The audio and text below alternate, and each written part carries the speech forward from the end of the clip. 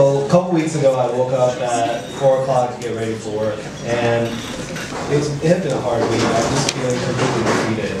I work as a physician, and I was on a very rough service, and I had the nicest guy in the world as one of my patients, but he had a terrible heart. And no matter what we did, every single day, he would greet me, he had this awesome handshake going, and I couldn't do anything for him. And it wasn't, like when his heart was going, it wasn't like that immediate, it's that slow, and you can see it getting worse and worse. And no matter what I did, I couldn't do anything. None of us could do anything. And it started defeating me every single day, where no matter what I did, it just like started beating me to the core. And finally that day, I walked in and I knew like things were bad, and the day went bad, and just everything sucked. And then around like 9 o'clock, after I'd been there for like 15, 16 hours, I was just out the door. And I got a call from my friend, and he was like, "Hey man, I got this old lady here who's pretty much knocking on the door, and we can't get any IVs in her. I've tried already. Can you help me out?" Now see, the thing is, in most hospitals, it's the nurses that can put in IVs in people, and they're good at it. And every now and then you have a patient that you just can't do, and so they call us for backup, which is kind of weird because we're not really that good at it. It's ultrasound.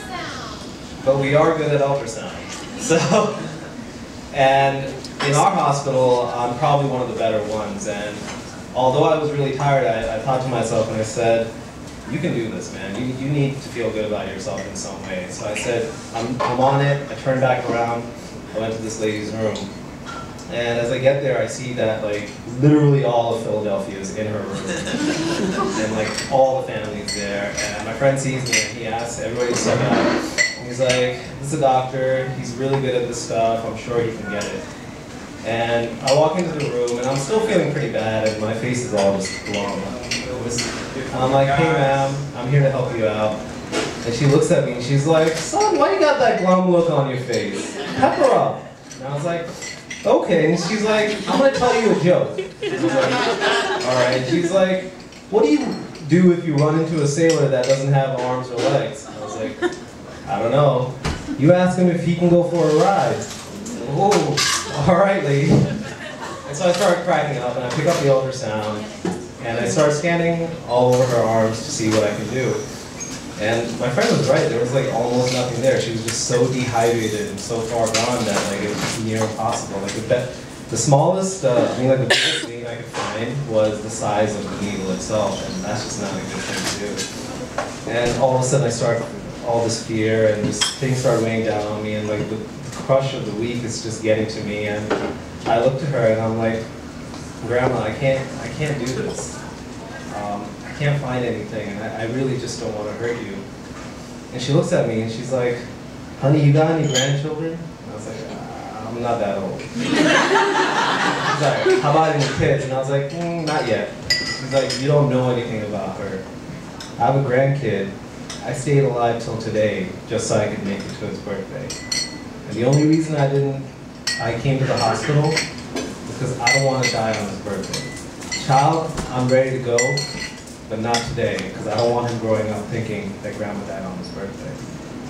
And immediately I was like, "Okay, Grandma, we're gonna do this."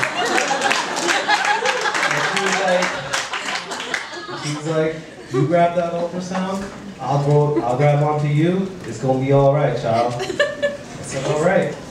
And so I grabbed the needle and I went for it. And I put it into the skin and I could see the needle, I could see that it was going towards the vein, and I was like, feeling good, and I get it in there, and nothing happens. Like, you should see some blood.